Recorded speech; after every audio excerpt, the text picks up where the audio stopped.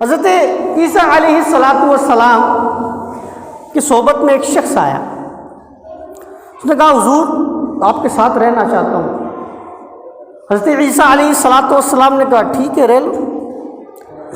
کچھ دنوں کے بعد یا اسی وقت وہ سفر پر نکلتے ہیں.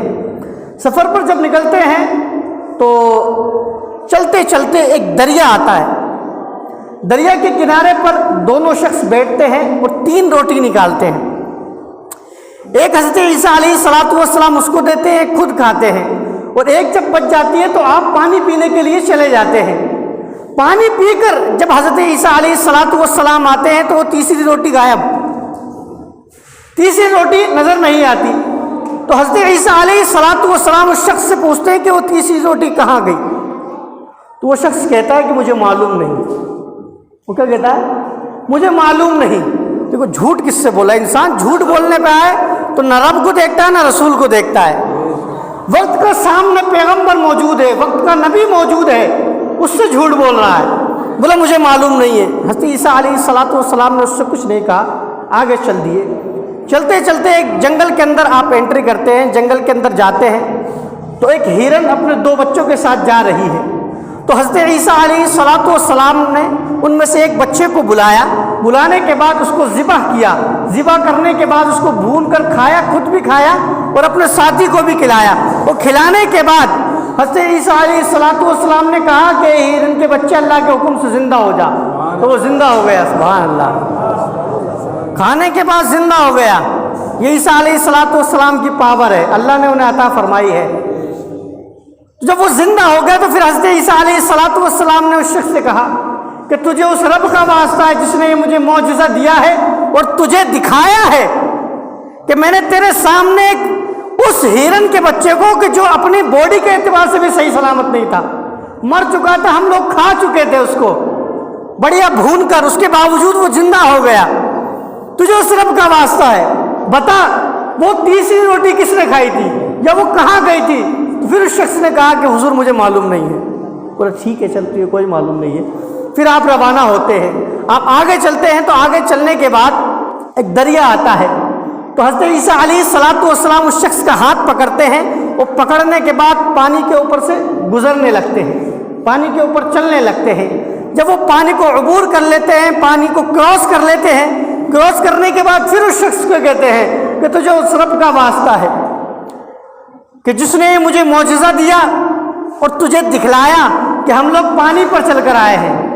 ممکن والی بات نہیں ہے, ناممکن والی بات ہے کہ ہم لوگ پانی پر چل کر سمندر کو اور دریا کو کراس کر کر آئے ہیں. اب بتا تجھے واسطہ ہے اس رب کا کہ وہ تیسری روٹی کس نے کھائی تھی؟ پھر اس نے یہ جواب دیا, بولا حضور مجھے معلوم نہیں ہے کہ وہ تیسری روٹی کہاں گئی تھی یا کس نے کھائی تھی. بولا چل ٹھیک ہے. پھر حضرت عیسیٰ علیہ السلام اس کو لے کر آگے چلتے ہیں. آگے چلتے ہیں تو ایک جنگل کے اندر آپ پہنچتے ہیں. جنگل میں پہنچنے کے بعد حضرت عیسیٰ علیہ السلام مٹی کا ایک ڈھیر تیار کرتے ہیں. ڈھیر تیار کرنے کے بعد دعا کرتے ہیں. نبی کی دعا کی برکت سے اللہ تبارک و تعالیٰ اس ڈھیر کو سونے میں تبدیل کر دیتا ہے. جب سونے کی ڈھیری بن جاتی ہے. پھر اسی طریقے کی حضرت عیسیٰ علیہ السلام 3 ڈھیری بناتے ہیں سونے کی. جب 3 تیار ہو گئی تو حضرت عیسیٰ علیہ السلام فرماتے ہیں کہ ایک تو میری اور ایک تیری اور ایک اس کی جس نے وہ روٹی لی تھی, جس نے وہ روٹی لی تھی. اب فٹاک سے بولا حضور میں نے لی تھی. بولا تو نے لی تھی؟ بولا ٹھیک ہے. بولے تینوں کی تینوں تو رکھ لے. وہ جب وہ تینوں رکھ لی تو آپ نے وہ سارا سونا اس کو دیا اور آپ اکیلے آگے چل دیے. حضرت عیسیٰ علیہ السلام چھوڑ کر اس کو آگے چل دیے. اب 2 شخصوں نے اس کو دیکھا کہ جنگل کے اندر تنہا آدمی اور اتنا مال, اتنا سونا اس آدمی کے پاس اور اکیلا, کوئی بچاؤ کے لیے کوئی ایسا سامان بھی نہیں اس کے پاس. تو اس کے پاس آ گئے, اس سے گفتگو کی, بات چیت کی. تو وہ انسان سمجھ گیا کہ لوگ میرا سونا تو لیں گے ہی لیں گے اور مجھے مار بھی دیں گے. تو اس نے سوچا کہ کیوں نہ ان کو پارٹنر بنا لیا جائے اپنا. اس شخص نے کہا کہ یہ سارا سونا ہم آپس کے اندر بانٹ لیں گے. بولے ٹھیک ہے. ان کے اندر بات ہو گئی. تو جب بات ہو گئی تو ان میں سے ان کو بھوک لگنے لگی. جب بھوک لگنے لگی تو ان میں سے ایک تیار ہوا کہ میں بازار جاتا ہوں یا شہر جاتا ہوں, وہاں سے میں کھانا لے کر آتا ہوں. بولا ٹھیک ہے. تو وہ شخص شہر گیا. شہر جاتے جاتے وہ سوچنے لگا کہ یار میں تو اس بات پر قادر ہوں کہ ان دونوں کا سونا بھی خود رکھ لوں۔ بولا کیسے؟ بولے جو میں کھانا لے کے جا رہا ہوں اس کے اندر زہر ملا دیا جائے، اس کے اندر کچھ ایسی چیز ملا دی جائے کہ جیسے ہی وہ کھائیں وہ دونوں کے دونوں مر جائے، وہ سارا کا سارا سونا میں ہڑپ کر لوں۔ ذہن کے اندر آئے بات، بولا بات ٹھیک ہے۔ پھر وہ کھانا لے کر زہر ملا کر آتا ہے، ادھر سے ان دو لوگوں نے بھی سوچ لیا تھا کہ یار جب ہم دونوں مل کر اس کو آپس میں بانٹ سکتے ہیں تو تیسرا حصہ کیوں لیا جائے؟ تو ان لوگوں نے بھی پلان کر لیا کہ ہم دونوں مل کر اس کو بھی قتل کر دیں گے۔ اب وہ شخص کھانا لے کر آیا، کھانا لانے کے بعد جیسے ہی وہ آیا وہ دونوں حملہ کرتے ہیں اور کھانا لانے والے کو قتل کر دیتے ہیں۔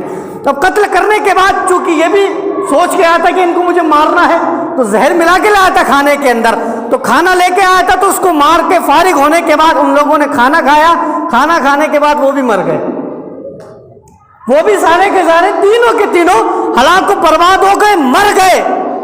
اس کے بعد سے پھر حضرت عیسیٰ علیہ السلام اور ان کے ساتھیوں کو وہاں سے گزر ہوا تو آپ نے ان لوگوں کی لاشیں دیکھی اور سونے کو دیکھا، تو آپ نے فرمایا میرے ساتھیوں کہ یہ دنیا ہے، یہ دنیا ہے، ہوا بھی کسی کا نہیں اور جان بھی سب نے دے دی۔